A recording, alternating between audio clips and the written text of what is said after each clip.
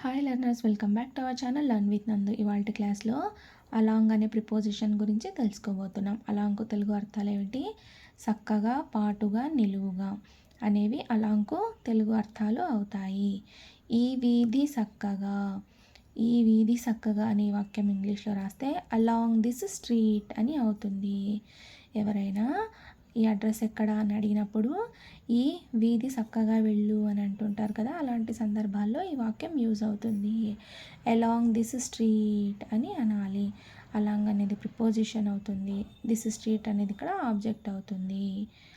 ఈ రోడ్డు చక్కగా, ఈ రోడ్డుని ఇంగ్లీష్లో ఏమంటారు? This road. చక్కగా అని ఇంగ్లీష్లో ఏమంటారు? అలాంగ్ అని అంటారు. అంటే ఎటు పోతే అటుగా అని అర్థం. అంటే ఎవరైనా వచ్చి అడ్రస్ అడిగినప్పుడు మాకు తెలిసిన వాళ్ళ హౌస్ ఎక్కడుంది, ఇప్పుడు చేంజ్ అయ్యారు అని అడిగినప్పుడు వాళ్ళు అడ్రస్ చెప్పే వాళ్ళు ఏమంటారు? ఈ రోడ్డు చక్కగా వెళ్ళండి అని అంటుంటారు కదా. అంటే ఆ రోడ్డు ఎటు పోతే అటు వెళ్ళండి, అక్కడే కార్నర్లోనే వాళ్ళ ఇల్లు ఉంది అని చెప్పే సందర్భాల్లో ఈ వాక్యం యూజ్ అవుతుంది. అంటే ఆ రోడ్ ఎటు పోతే అటు వెళ్ళండి, ఇంకా అక్కడే వాళ్ళ ఇల్లు వస్తుంది అని అర్థం.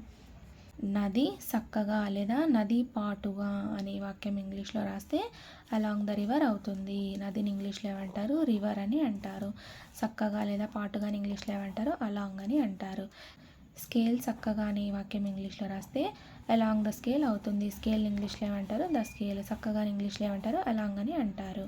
ఇక్కడ అలాంగ్ అనేది ప్రిపోజిషన్ అవుతుంది. ద స్కేల్ అనేది ఆబ్జెక్ట్ అవుతుంది. Thank you so much for watching this video. Please subscribe to learn with Nandu channel for more videos. Thank you.